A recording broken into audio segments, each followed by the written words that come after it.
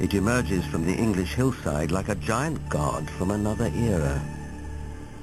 Britain is crowded with such sites associated with giants. An authority on English folklore and the giants of Britain is Jennifer Westwood. In the beginning, in Britain, it was inhabited only by giants. And in those days it was called Albion. And after the fall of Troy, a hero called Brutus came here with all his men and decided to conquer Albion. And so they battled for a bit with all these very savage giants. And they slew most of them. But there was one called Gog-Magog that they kept alive, 12 foot high. And he had a wrestling match with the Duke of Cornwall called Coroneus.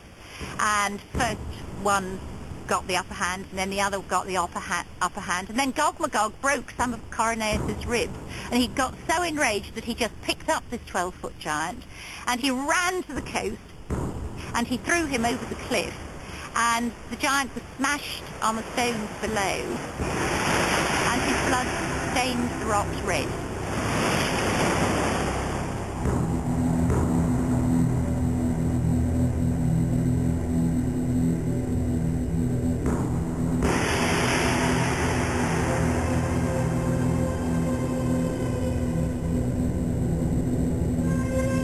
Giants also figure in the mythology of Stonehenge, arguably the most famous megalithic structure in the world.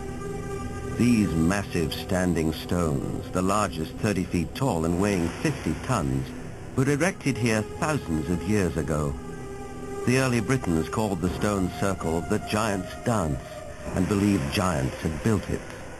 Who really built Stonehenge and how they did it are enduring mysteries. Perhaps in the end, we have to turn to legends for an answer. This is somebody in the past with a technology that we don't have, or a magical skill we don't have, creating these things.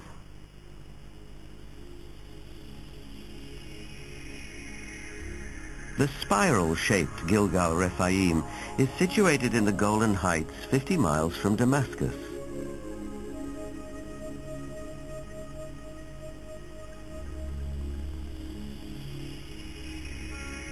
Constructed from an estimated 40,000 tons of loose rocks, it is remarkably reminiscent of Stonehenge. Both have been dated at around 5,000 years old and have similar megalithic stones. And like Stonehenge, Gilgal is also said to be associated with giants. Only in this case, there's biblical text which seems to support the claim.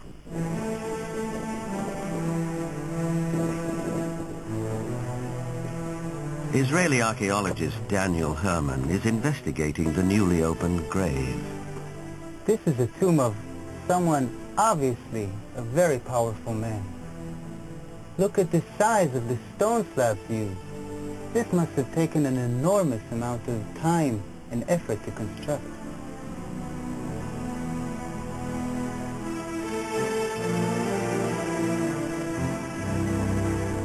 When the Israelites came here and wrote their Bible, it was already here. They saw it. So they have documented the identification of the site by saying that this region was ruled by Og, king of the Bashan. Og is described in the book of Deuteronomy as, and I quote, "For only Og, king of Bashan, remained of the remnant of the Rephaim." Rephaim is Hebrew word for giants.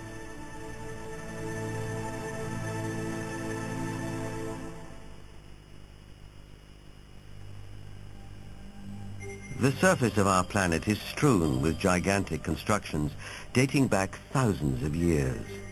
They're in the deserts, on the plains, under the oceans, high on the mountains, like those in South America.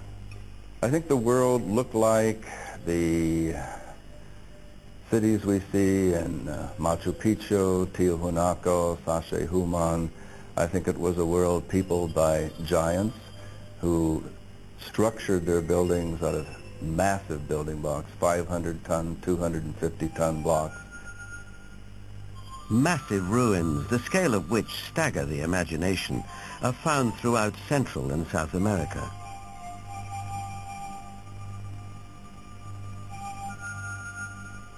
Even a skeptic might be tempted to ask, who could have built these architectural wonders, if not a race of giants?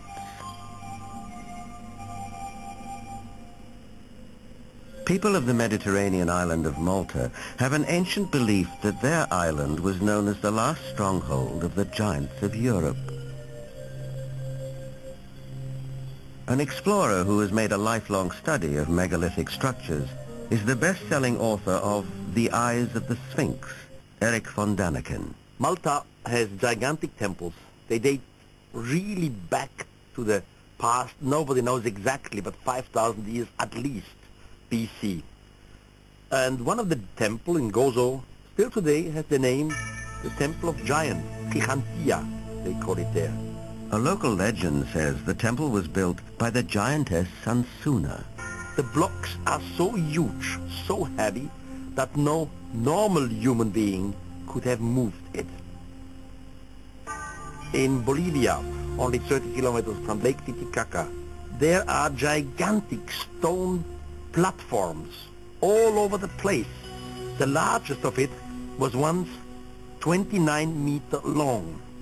Its weight has been calculated with 900 tons.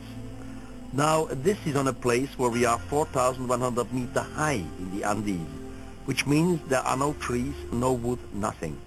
It is not possible to transport a 900-ton platform without any wooden rollers. Even with wooden rollers, it would be extremely complicated. So these facts are here. You can see them, touch them, photograph them, but there is no explanation for it. For sure,